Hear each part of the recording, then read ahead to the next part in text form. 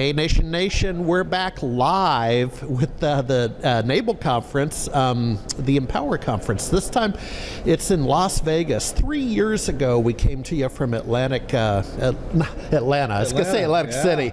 But here with the CEO, John Pagliuca. Did I get that right? Hey, that was great. You nailed it. Yeah, I've been rehearsing. So a couple things coming out of your keynote this morning.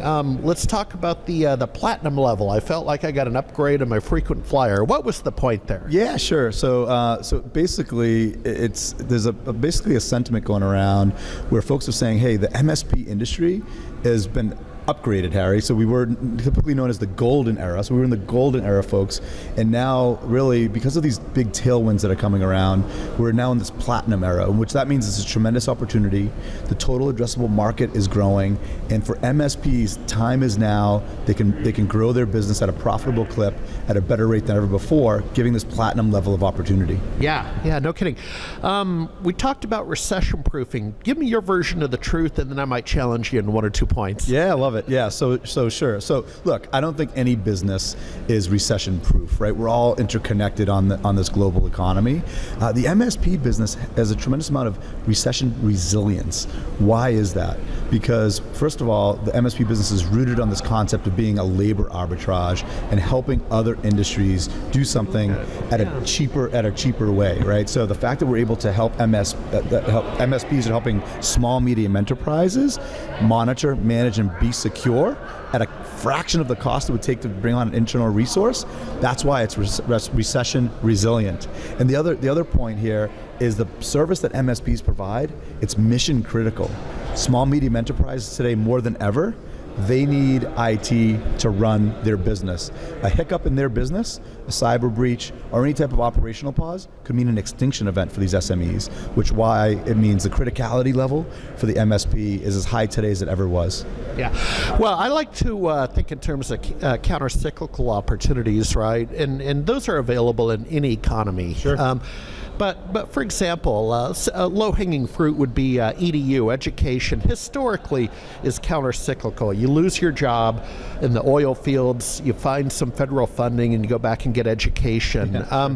Any thoughts on counter-cyclical sectors that come to mind? Education, movers. Yeah, well, sure. So look, a couple of things. So look, in recession or times where there's financial pullback, you have what I would call discretionary verticals that happen to be a little bit more vulnerable. So what are they?